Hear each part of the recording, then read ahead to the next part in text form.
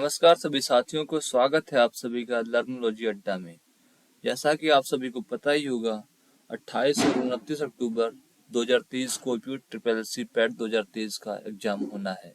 उसी संबंध में उसे देखते हुए हमने एक सीरीज चालू करी है, जिसमें हम यूपी ट्रिपल एससी पैट के संबंध में प्रैक्टिस सेट करवाएंगे, जिसमें महत्वपूर्ण जीएस के क्वेश्चंस होंगे, जो कि एकदम परीक्षा में लगभग पूछे जाएंगे। उनसे संबंधित क्वेश्चन हम उसको भी कवर कराएंगे इसी प्रैक्टिस सेट में ही। ये क्लासेस रोज डेली 5 बजे शाम को होगी और इसमें रोज नए नए प्रैक्टिस सेट आपको करवाए जाएंगे। 28-29 अक्टूबर को पेपर होना है, तो आज 11 सितंबर है, तो लगभग 20, 28, 20, 48 दिन का समय आपके पास बचा है। अगर अब पर भी आप आराम से अच्छे से पढ़ाई करते हैं, क्योंकि सिलेबस बहुत ज़्यादा बड़ा नहीं है, तो आप अच्छे नंबर ला सकते हैं। उसी संबंध में आज हम 2021 की जो पैट का पेपर है उसको थोड़ा सा आपको दिखाएंगे और सॉल्व करवाएंगे, और आपको खुद वो क्वेश्चन आते होंगे, तो आपको समझना है कि इन्हीं से संबंधित क्वेश्चन पूछे जाएंगे अब की जो 28-29 अक्टूबर को पेपर होना है। तो जो जिस टॉपिक पे प्रश्न पूछे जा रहे हैं उन पेपरों में, उस टॉपिक को आपको अच्छे से तैयार करना है, जिससे अगर उस टॉपिक से आपसे प्रश्न पूछा जाए तो आप आसानी से कर सकें। तो चलिए हम देखते हैं 2021 वाले पैट के पेपर को। तो देखिए, इसमें पहला क्वेश्चन जैसे पूछा जा रहा है, भारत में शासन करने वाले दिए गए शासकों का काल क्रमानुसार सही क्रम क्या है। तो इसमें कालखंड से पहला क्वेश्चन पूछा गया है। तो आपको जितने भी सिलेबस में यहाँ के मतलब मुगल होंगे, दिल्ली सल्तनत होगा, या प्राचीन इतिहास के जो भी गुप्त साम्राज्य और मौर्य साम्राज्य के राजा हैं, उनके कालखंड को आपको याद करना है। तो पहला क्वेश्चन देखा जाए तो काल क्रम अनुसार किसका सही है। शेरशाह सूरी, अकबर, अलाउद्दीन खिलजी, इल्तुतमिश में सबसे बड़ा छोटा ऐसे कौन कौन है। तो सबसे पहले बात करते हैं दिल्ली सल्तनत की। तो दिल्ली सल्तनत में इल्तुतमिश, कुतुबुद्दीन ऐबक के बाद इल्तुतमिश राजा मतलब क्या बोलते हैं उसे, राजा बनता है, शासक बनता है। उसके बाद खिलजी वंश की स्थापना होती है, जिसमें जलालुद्दीन खिलजी के बाद अलाउद्दीन खिलजी सुल्तान बनता है। उसके बाद बारी आती है हुमायूं को हरा के शेरशाह सूरी जब बनता है। तीसरे नंबर पे शेरशाह सूरी होगा और चौथे नंबर पे अकबर होगा। तो 4, 3, 1, 2 वाला ऑप्शन कौन सा है। तो ऑप्शन बी जो है 4, 3, 1, 2 है। यही ऑप्शन बी सही है इस क्वेश्चन के लिए। तो चलते हैं अगले क्वेश्चन की तरफ। इस टाइप से हमें अब देखना है कि प्रश्न नंबर 1 जो था उसमें कालखंड से क्वेश्चन था, तो हमें कालखंड हर सुल्तान, हर राजा का याद रखना है। इससे संबंधित प्रश्न पूछा जा रहा है। बात करें दूसरे क्वेश्चन की, तो निम्न में से कौन से संत शिवाजी के समकालीन थे। तो मतलब शिवाजी से संबंधित जितने भी क्वेश्चन है, शिवाजी का राज्यारोहण कब हुआ, शिवाजी औरंगजेब से कब लड़ाई हुई, कब मराठा वार हुआ, कब गुरिल्ला वार हुआ, तो आपको इन सब के बारे में पढ़ना है, मराठा साम्राज्य के बारे में। तो शिवाजी के समकालीन कौन से संत थे। तो तुकाराम जी शिवाजी के समकालीन थे। बात करते हैं तीसरे प्रश्न की। बंगाल के प्रथम गवर्नर जनरल कौन थे। गवर्नर जनरल पूछ रहा है, और बंगाल के, भारत के नहीं। भारत का तो विलियम बेंटिक, और प्रथम गवर्नर बंगाल के पूछ रहा है, तो लॉर्ड वारेन हेस्टिंग जो था वो बंगाल का प्रथम गवर्नर जनरल था। इस प्रकार के क्वेश्चन पूछे जा रहे हैं। आधुनिक इतिहास, मॉडर्न हिस्ट्री से क्वेश्चन है। तो आपको अंग्रेजों के जितने भी वायसराय हुए, गवर्नर जनरल हुए, इन सब के नाम अच्छे से, इनका कालखंड और इनके प्रमुख जो काम करे थे, इनको हमें याद रखना है। तो इस टॉपिक को भी हमें पढ़ना है। बात करते हैं चौथे क्वेश्चन की। चरक संहिता संबंधित है। तो ये आप अगर टीवी वीवी भी देखते होंगे नॉर्मली, और पुराने लोगों के साथ बैठते होंगे, तो आपको पता होगा चरक संहिता का कई बार जिक्र करते हैं, और डॉक्टरी की भाषा में, मतलब चिकित्सा में। तो बात करते हैं पांचवें प्रश्न की। पांचवा प्रश्न पूछा गया है, निम्न में से कौन सा जोड़ा सही नहीं है। तो यही देखिए, इसमें भी कालखंड से क्वेश्चन है, मतलब समय दे रखा है, सन दे रखे हैं उनके, उस समय कौन सा कार्य हुआ या क्या हुआ। तो देखिए, इसमें पहला है BC 261, मतलब 261 ईसा पूर्व में कलिंग का युद्ध हुआ था। उसमें अशोक सम्राट थे, द ग्रेट एम्परर अशोका। उसके बाद बात करते हैं 78 ईस्वी की। 78 ईस्वी शक संवत की शुरुआत हुई थी कनिष्क के द्वारा, ये भी सही है। 622 ईस्वी में मुस्लिम युग की शुरुआत हुई थी, ये भी सही है। और AD 1709 ईस्वी में औरंगजेब की मृत्यु हुई थी, ये गलत है क्योंकि औरंगजेब की मृत्यु 1707 में हुई थी। तो इसमें ऑप्शन डी जो है वो सही ऑप्शन है हमारा। मतलब में देखना है इसमें फिर कालखंड से क्वेश्चन पूछा गया, पहला भी उसी संबंध में था और पांचवा भी है। मतलब हमें जो ये सन डेट्स हैं उन्हें याद रखने हैं कि कौन सी कलिंग युद्ध, ये लड़ाई, वो लड़ाई, सरसमौद की शुरुआत, मुस्लिम युग की शुरुआत, औरंगजेब की मृत्यु और कौन कब राजा बना, इनके बारे में हमें थोड़ा याद रखना होगा। चलते हैं छठे प्रश्न की तरफ। इनमें से किसे भारत का ग्रैंड ओल्ड मैन के नाम से जाना जाता है? दादा भाई नौरोजी, WC बनर्जी, फिरोज शाह मेहता या सुरेंद्र नाथ बनर्जी। तो आपको ऑप्शन में दिख ही रहा होगा, दादा भाई नौरोजी को ग्रैंड ओल्ड मैन कहा जाता है। तो ये उपाधि से संबंधित क्वेश्चन है। तो महात्मा किसे कहा जाता है, और ऐसे संबंधित क्वेश्चन, चाचा किसे कहा जाता है, और मतलब जितने भी उपाधि से संबंधित क्वेश्चन है, भारत के राष्ट्रपिता कौन है, इन सबको हमें याद रखना है और इससे संबंधित प्रश्न पूछे जा रहे हैं, ये हमें समझना होगा। इसी तरह से हम टॉपिक पढ़ेंगे कि किससे संबंधित कौन सा क्वेश्चन पूछा जाता है, तो हमारा टॉपिक भी वो क्लियर हो जाएगा, हम उसे पढ़ भी लेंगे और एग्जाम में उनसे संबंधित क्वेश्चन आएंगे तो हम उसे करके 1 नंबर आसानी से ले सकते हैं। बात करते हैं 7वें प्रश्न की। सन 1915-16 में किसके नेतृत्व में 2 होम रूल लीग शुरू की गई? तो होम रूल भारत में 1915-16 में 2 शुरू हुई थी।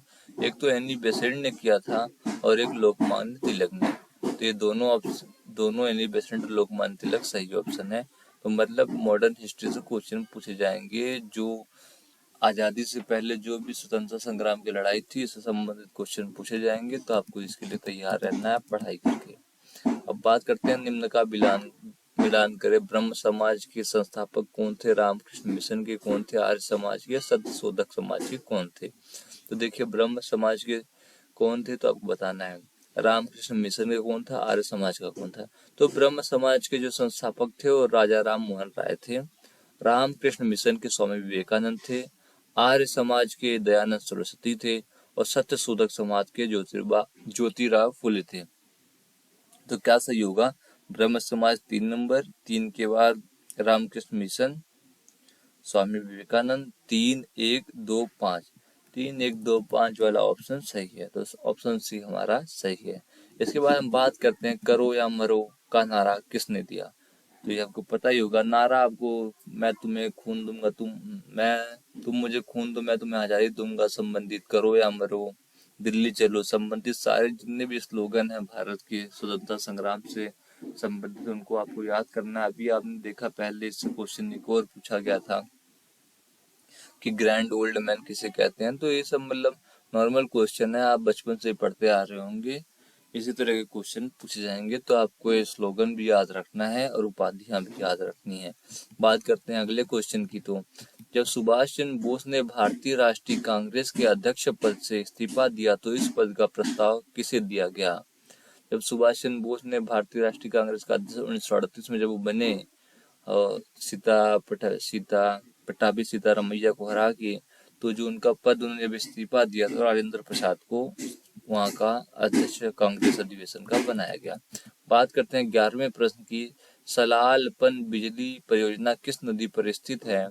तो चिनाब नदी है, जो कि पंजाब में पंचनद का एक हिस्सा है, चिनाब नदी भी। उस नदी पर सलाल पन बिजली परियोजना बनाई गई है। बसंत विषु होता है, मतलब बसंत विषु जो है बसंत के मौसम में कब होता है? तो इसका सही जवाब है 21 मार्च को। और शरद विषु कब होता है आपको कमेंट बॉक्स में बताना है।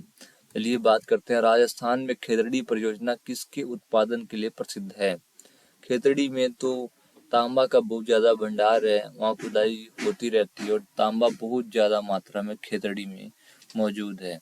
वहाँ भारत सरकार द्वारा तांबा का दोहन किया जा रहा है। बात करते हैं अगले प्रश्न की। काजीरंगा राष्ट्रीय उद्यान स्थित है, मतलब कौन से राज्य में है? मध्य प्रदेश, असम, पश्चिम बंगाल, केरल में। तो असम में है, तो आपको पता होना चाहिए। आपको मतलब इसके पहले वाला क्वेश्चन देखिए, उसमें आपको खनिजों के बारे में पढ़ना है। कौन सा खनिज कहाँ होता है, एल्युमिनियम कहाँ होता है, सोना कहाँ होता है भारत में, स्टील, जिंक, कॉपर, एल्युमिनियम कहाँ निकलता है। उसके बाद आपको पढ़ना है काजीरंगा राष्ट्रीय उद्यान, मतलब राष्ट्रीय उद्यान कौन कौन से कहाँ है, जिम कॉर्बेट कहाँ है, काजीरंगा नामदफा कहाँ है, सिंपली पाल कहाँ है, केवलादेव, मतलब सबको पढ़ना है आपको लगभग लगभग। आसाम में काजीरंगा राष्ट्रीय उद्यान है। इसके बाद नदियों से क्वेश्चन आया है, सिंपल क्वेश्चन पूछा गया है, निम्नलिखित में से कौन सी हिमालयी नदी तंत्र नदियां नहीं है। तो हिमालय से नदी निकलने वाली, अगर उत्तर भारत में रहते हैं तो आपको पता ही होगा कौन कौन सी नदियां हिमालय से निकलती हैं। अगर नहीं भी पता है तो आप ऑप्शन देख के बता सकते हैं कौन सी नॉर्थ इंडिया की नदी है और कौन सी साउथ इंडिया की है। तो कावेरी और गोदावरी जो नदी है वो साउथ इंडिया की नदी है, तो वो हिमालय से नहीं निकलती है। तो इसके लिए ऑप्शन 2 और 3 जो है ब्रह्मपुत्र और गंगा हिमालय नदी तंत्र की हिस्सा है। इसके बाद नदी से क्वेश्चन हो गया। उसके बाद पूछा जाता है क्वेश्चन इकोनॉमिक्स से, बैंक दर जो होता है वो क्या, उसका अर्थ क्या है। तो जो देश का केंद्रीय बैंक है, मतलब आरबीआई हमारा, उसके द्वारा ली जाने वाली आधिकारिक ब्याज दर है, उसे बैंक दर कहते हैं।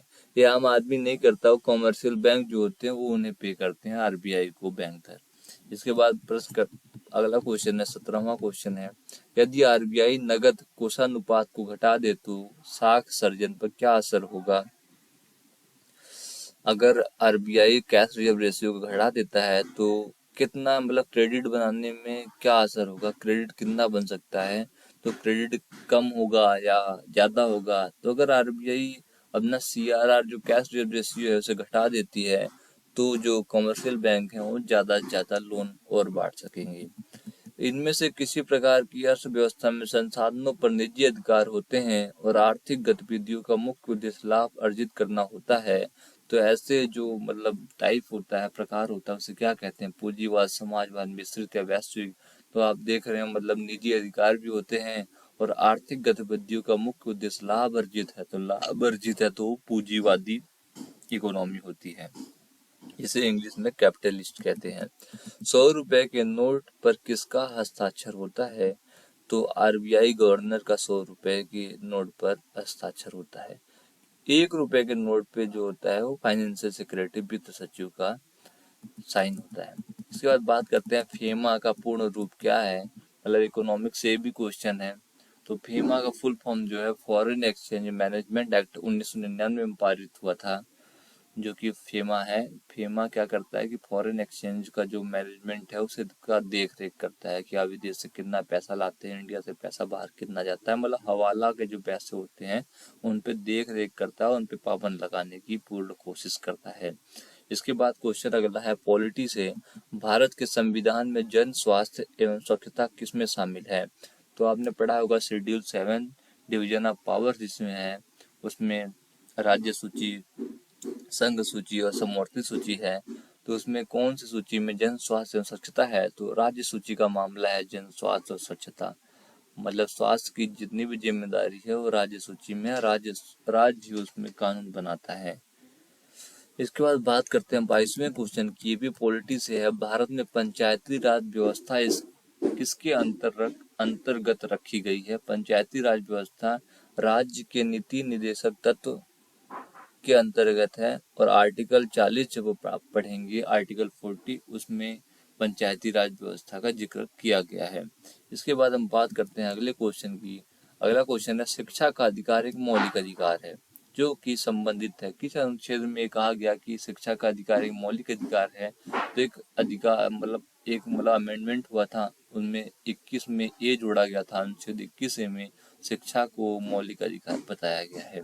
इसके बाद हम बात करते हैं निम्न में से किसने संविधान सभा में उद्देश्य प्रस्ताव रखा। तो इसका सही जवाब होगा जवाहरलाल नेहरू। जवाहरलाल नेहरू ने 9 दिसंबर 1946 को उद्देश्य प्रस्ताव संविधान सभा में रखा था, जिसे ऑब्जेक्टिव रेजोल्यूशन इंग्लिश में कहते हैं। 9 दिसंबर 1946 को रखा था। भारतीय संविधान के किस अनुच्छेद में अल्पसंख्यकों के हित निहित है। तो आप जब पढ़ेंगे 29 अनुच्छेद 29 में पढ़ेंगे तो उसमें माइनॉरिटीज के जितने भी इंटरेस्ट हैं उसको कवर किया गया है। उसके बाद ठोस चालक में धारावाहक होते हैं, साइंस से क्वेश्चन आ चुका है। तो मुक्त इलेक्ट्रॉन जो है, फ्री इलेक्ट्रॉन, वो ठोस चालक में धारावाहक होते हैं। उसके बाद अगले प्रश्न की बात करते हैं, प्रकाश वर्ष किसके मापन की इकाई है। तो एक वर्ष में निर्वात में प्रकाश द्वारा चली गई दूरी जो distance travelled by light in a vacuum during 1 year को एक प्रकाश वर्ष या लाइट ईयर कहते हैं। इसके बाद बात करते हैं ब्लीचिंग पाउडर का रासायनिक नाम क्या है। तो ब्लीचिंग पाउडर का रासायनिक नाम कैल्शियम ऑक्सीक्लोराइड है, जिसका फार्मूला है CuOCl2।